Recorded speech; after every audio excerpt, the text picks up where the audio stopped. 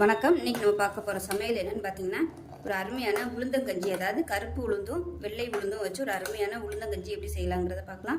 இது வந்து நம்ம பசங்களுக்கு பால் ஊற்றி கொடுத்தீங்கன்னா, பால் இனிப்பு போட்டு கொடுத்தீங்கன்னா ஒரு அருமையான காலையில் பூஸ்ட்டு ஹார்லிக்ஸ் பதிலாக அருமையான பால் ரெடி ஆயிடுச்சு.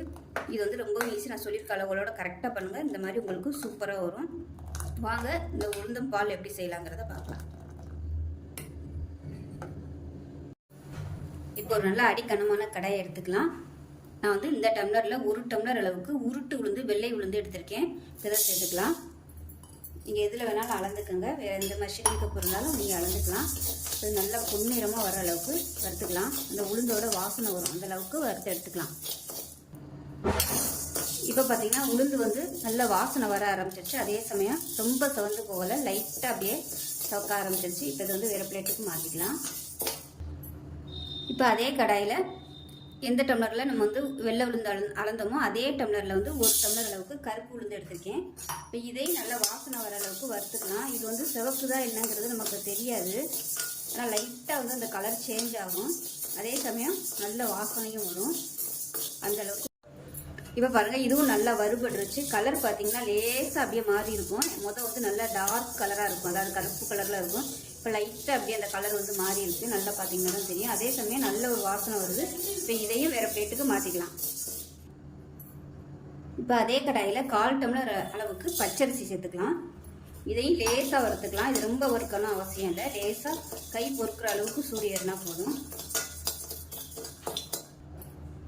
இப்போ இதுவும் நல்லா சூடு ஏறிடுச்சு. வேறு பிளேட்டுக்கு மாற்றிக்கலாம். இப்போ இது எல்லாத்தையுமே ஒரு பிளேட்டுக்கு வந்து மாற்றிட்டேன். இது வந்து நல்லா ஆறணும். இப்போ பாருங்கள், இது எல்லாமே ஒரு பிளேட்டுக்கு மாற்றிட்டேன். இது வந்து நல்லா ஆறணும். ஆறுனதுக்கப்புறம் நீங்கள் வந்து மிஷினில் கொடுத்து நல்லா நைஸாக அரைச்சிக்கிட்டாலும் சரி, மிக்சியில் போட்டு நல்லா நைஸாக அரைச்சாலும் சரி. இப்போ வந்து நான் வந்து மிக்சியில் தான் போட போகிறேன். நல்லா நைஸாக அரைச்சிட்டு சளிச்சிட்டு பார்க்கலாம். இப்போ ஒரு பவுல் எடுத்துக்கலாம். இதில் 1/2 கிலோ அளவுக்கு கருப்பட்டி வந்து நல்லா நச்சு வச்சுட்டு அதை சேர்த்துக்கலாம்.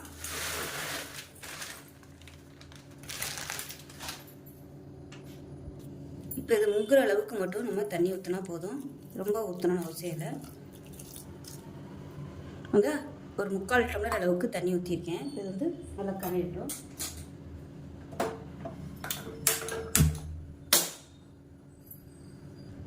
இப்போ பார்த்தீங்கன்னா இது வந்து லைட்டாக சூடு ஏறி கரைய ஆரம்பிக்குது. இந்த ஸ்டேஜில் வந்து அடுப்பு நல்லா குறைச்சி வச்சுக்கணும்.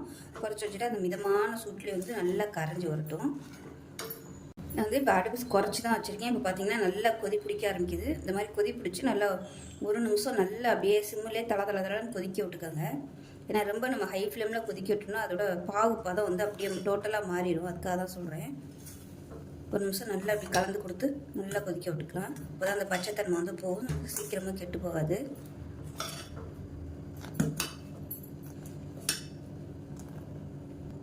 இப்போ நல்லா கொதிச்சிருச்சு. இப்போ ஹை ஃப்ளேமில் வச்சிங்கன்னா உங்களுக்கு டக்குன்னு அப்படியே பொங்கி மேலே வரும்.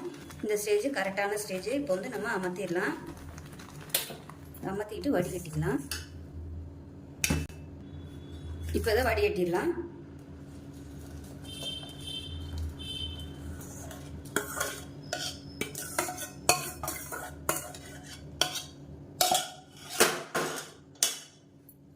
அவ்வளோதான், நமக்கு அருமையான கருப்பட்டி பாகு ரெடி ஆயிடுச்சு.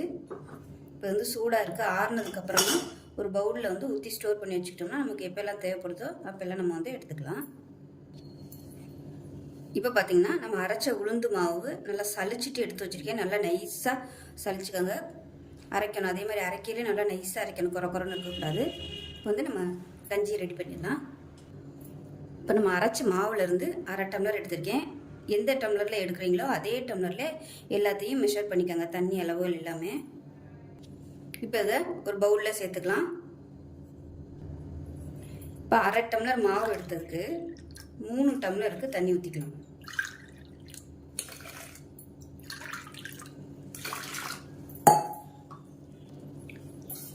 இப்போ இதை நல்லா கலந்து விட்டுக்கலாம். நான் வந்து கேஸ் ஆன் பண்ணலை.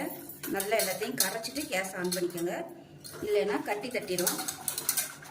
ஒன்று சொன்னாப்பில் மிக்ஸ் ஆகாது, கட்டி கட்டியாக இருக்கும். அதனால் எல்லாத்தையும் நல்லா கலந்துட்டு அதுக்கப்புறமா கேஸ் ஆன் பண்ணிக்கலாம். இப்போ பார்த்தீங்கன்னா நல்லா கலந்ததுக்கப்புறம் கேஸ் ஆன் பண்ணிட்டேன். ஆன் பண்ணிவிட்டு இந்த மாதிரி கை விடாமல் கிளறிக்கிட்டே இருக்கணும், இல்லைன்னா அடியில் வந்து உட்காந்துரும், அடி பிடிக்கும். அதனால் இந்த மாதிரி கலந்து கொடுத்துக்கிட்டே இருக்கலாம். இப்போ பார்த்தீங்கன்னா கஞ்சி நல்லா ரெடி ஆகிட்டுருக்கு. இன்னும் கொதிக்க ஆரம்பிக்கலை. கொதிக்க ஆரம்பிச்சிச்சுன்னா நல்ல ஒரு வாசனை வரும். அதே மாதிரி இந்த தண்ணியாக இருக்கிறது வந்து மாறிடும். மாறிட்டு நல்லா உங்களுக்கு அப்படியே ஷைனிங்காக வந்துடும். இல்லை கொஞ்சம் பெரிய கரண்டியாக வச்சுக்கோங்க. எனக்கு வந்து சின்ன கரண்டியாக இருக்கிறதுனால ஆவி அடிக்குது கையில். அதனால் பெரிய கரண்டியாக வச்சுட்டு நல்லா கைவிடாமல் கிளறிக்கிட்டே இருக்கணும்.